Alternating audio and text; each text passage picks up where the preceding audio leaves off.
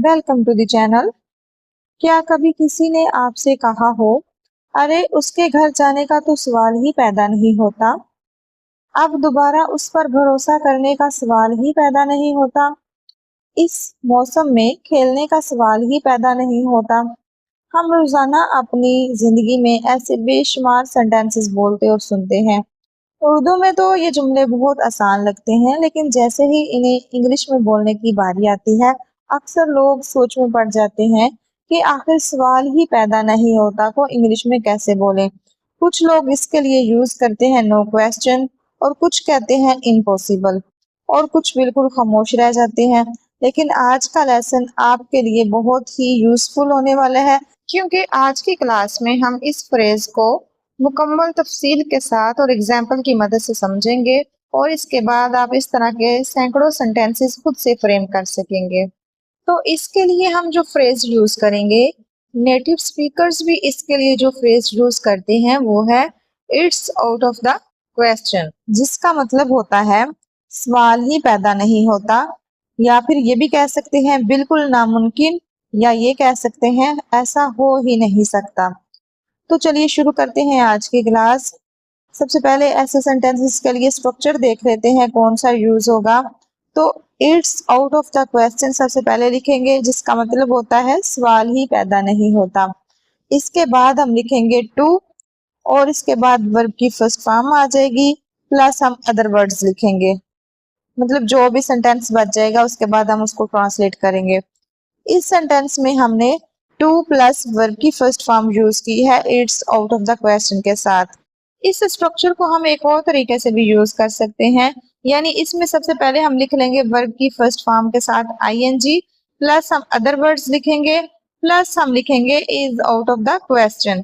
इस स्ट्रक्चर को हम थोड़ा चेंज भी कर सकते हैं। पहले स्ट्रक्चर में हमने टू प्लस वर्ब की फर्स्ट फॉर्म लिखी थी, लेकिन सेकंड में हमने जब यूज किया है इस स्ट्रक्चर का, तो हमने वर्ब में आईएनजी का यूज किया है, प्लस हमने अदर वर्ड्स लिखे हैं, और लास्ट पे हमने लिखा है is out of the question. आप दोनों तरह से इस तरह के सेंटेंसेस को बना सकते हैं। मींस इस फ्रेज को सेंटेंस के स्टार्ट पे भी लिख सकते हैं, और इसी फ्रेज को सेंटेंस के लास्ट पे भी यूज किया जा सकता है। आप इन दोनों में से किसी का भी यूज कर सकते हैं ऐसे सेंटेंसेस को बनाने के लिए। चलिए एग्जाम्पल की मदद से समझते हैं कि ऐसे सेंटेंसेस को कैसे ट्रांसलेट किया जाता है। फर्स्ट सेंटेंस है हमारा, वहां जाने का सवाल ही पैदा नहीं होता। तो सवाल ही पैदा नहीं होता, इसको सबसे पहले हम लिख लेते हैं it's out of the question, plus हम टू लगाएंगे, प्लस हम वर्ब की फर्स्ट फॉर्म लगाएंगे, तो यहाँ पे वर्ब है जाना, तो जाने के लिए गो आ जाएगा, और इसके बाद हमने लिखना है वहां, तो वहां के लिए लिख लेंगे देयर। तो सेंटेंस बनेगा it's out of the question to go there.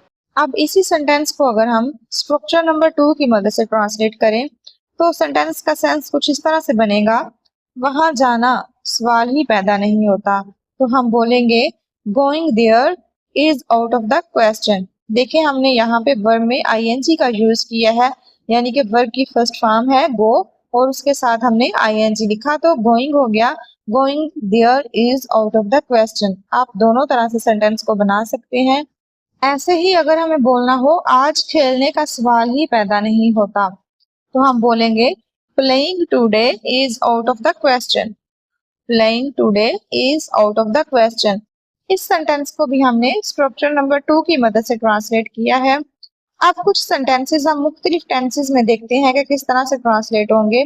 अगर हमारा सेंटेंस प्रेजेंट में हो, जैसे अब वहां जाने का सवाल ही पैदा नहीं होता, it's out of the question to go there now. It's out of the question to go there now. अगर सेंटेंस पास्ट में बोलना हो, पास्ट टेंस में, जैसे उस वक्त उसकी मदद करने का सवाल ही पैदा नहीं होता था। ये सेंटेंस हमारा पास्ट में है, तो इसमें हम यूज करेंगे was का। It was out of the question to help him at that time. It was out of the question to help him at that time. अब अगर हमें सेंटेंस फ्यूचर टेंस में बोलना हो, जैसे एक दिन में इस प्रोजेक्ट को मुकम्मल करना नामुमकिन है, it will be out of the question to complete this project in one day. It will be out of the question to complete this project in one day. अगर सेंटेंस हमें प्रेजेंट परफेक्ट टेंस में बोलना हो, जो उसने किया है उसके बाद दोबारा उस पर भरोसा करने का सवाल ही पैदा नहीं होता। अब ये देखें सेंटेंस थोड़ा लेंथी है, और है भी परफेक्ट टेंस में हम इसको इस तरह से ट्रांसलेट करेंगे, after what he did trusting him again is out of the question. After what he did trusting him again is out of the question. जो उसने किया उसके बाद दोबारा उस पर भरोसा करने का सवाल ही पैदा नहीं होता। अगर सेंटेंस कंटिन्यूअस टेंस में हो, जैसे इतनी शदीद बारिश में बाहर जाने का सवाल ही पैदा नहीं होता। देखिए बारिश अभी हो रही है तो सेंटेंस हमारा कंटिन्यूअस टेंस का है, तो इस तरह से ट्रांसलेट होगा, with this heavy rain going outside is out of the question.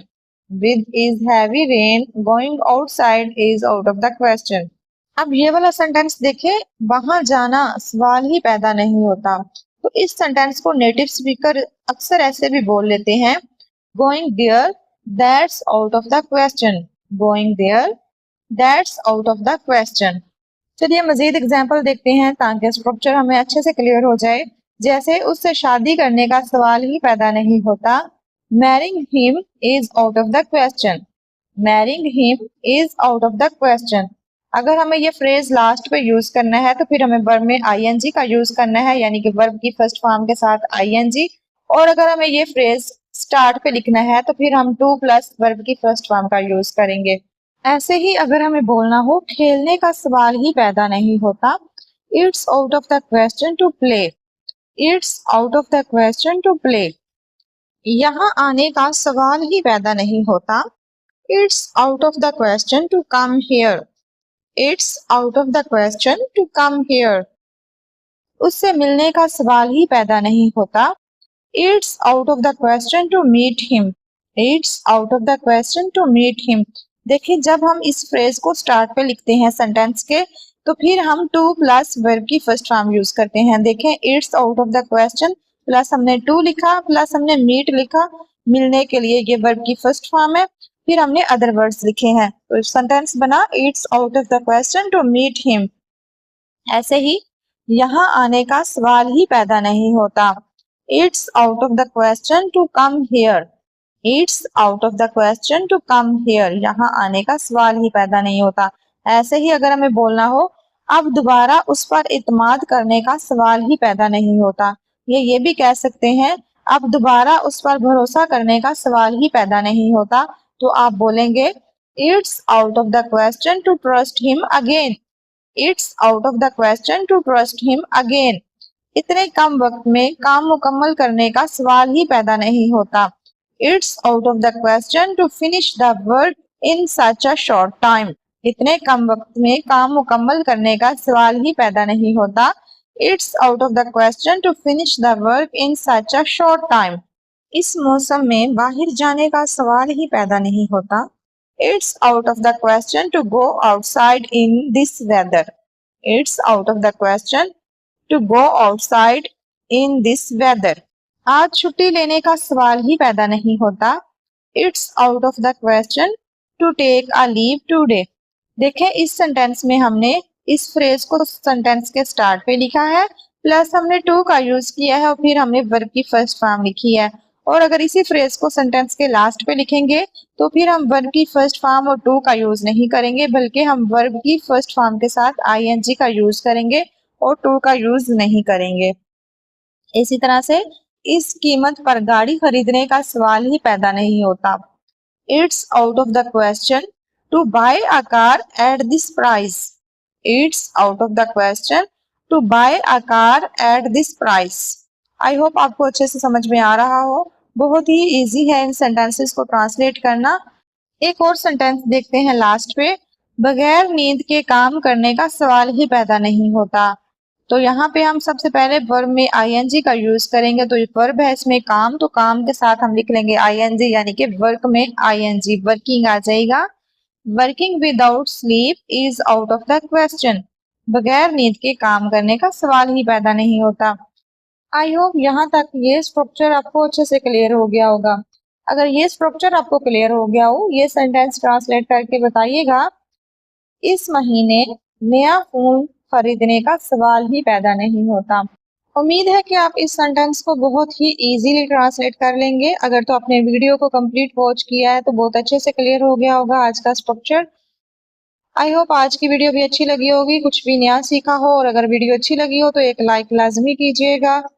तो आज के लिए इतना ही, मिलते हैं नेक्स्ट वीडियो में एक और ऐसे ही इंटरेस्टिंग टॉपिक के साथ। Thanks for watching.